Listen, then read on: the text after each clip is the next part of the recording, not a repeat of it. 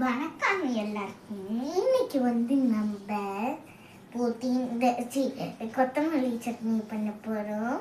இப்போ வாங்க பண்ணலாம். ஃபஸ்ட்டு எண்ணெய் ஊற்றிக்கணும்.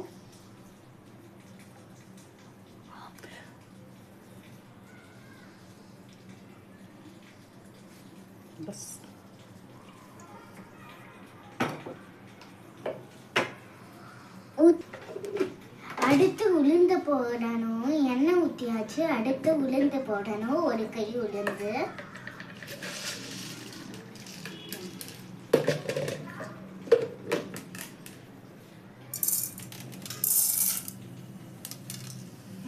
போட்டாச்சு.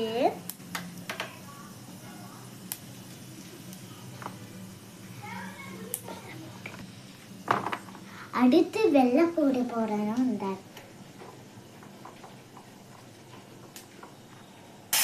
வெங்காயம் போடணும்.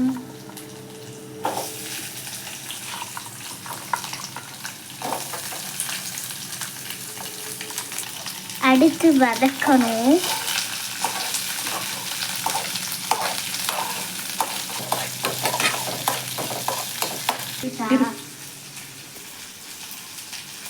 லைட்டா வதங்கின உடனே இப்ப தக்காளி போடணும். வாங்க போடலாம்.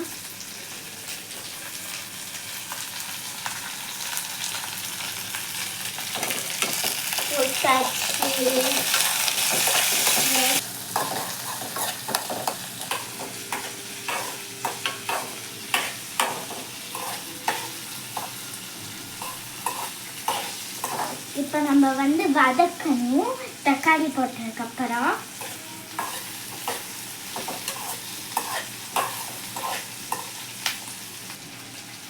நெக்ஸ்ட் கொத்தமல்லி போடணும். நெக்ஸ்ட் கருவேப்பிலை கொஞ்சமா போட்டா டேஸ்டா இருக்கும்.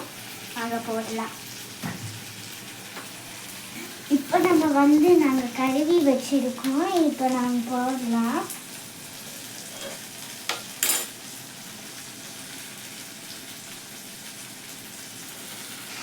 சொல்லவா?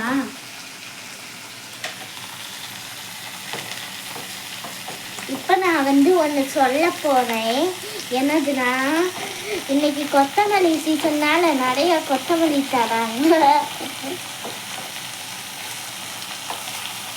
சரிம்மா, இனிமேல் இருந்த கொத்தமல்லி செஞ்சீங்கன்னா நானே செய்கிறேன். கொத்தமல்லி வரைக்கு இவ்வளோ ஈஸியாக இருக்கு. இனிமேல் எங்கள் அம்மா செய்யறது தேவையே இல்லை, நானே செஞ்சுக்குவேன்.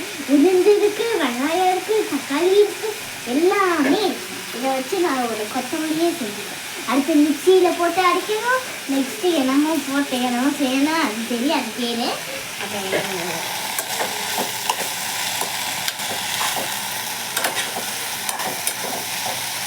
மிளகா போட வந்துட்டேன். எங்கள் வீட்டில் தம்பி இருக்கிறதுனால ஒன்றா யூஸ் பண்ணுவோம். அது போகிறோம். வாங்க அரைக்கணும். ஃபஸ்ட்டு இதை எடுத்து மிக்சியில் போட்டுக்கணும். நூடுல்ஸ் மாதிரியே இருக்கு. இப்போ நம்ம உப்பு போட போகிறோம். ஏன்னா உப்புன்னு வருது. என்ன உப்புன்னு தெரியல. அது நான் லாஸ்ட்டில் சொல்றேன். இப்போ நம்ம அரைக்க போகிறோம். அரைக்கலாம். நாங்கள்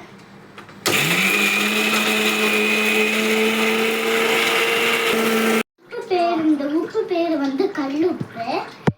இப்போ ரெடி ஆயிடுச்சு. தாளிச்சு ஊற்றணும்னா ஊற்றிக்கோங்க. பாய் பாய். இந்த வீடியோ பிடிச்சிருந்தா லைக் பண்ணுங்க, ஷேர் பண்ணுங்க, சப்ஸ்கிரைப் பண்ணுங்க.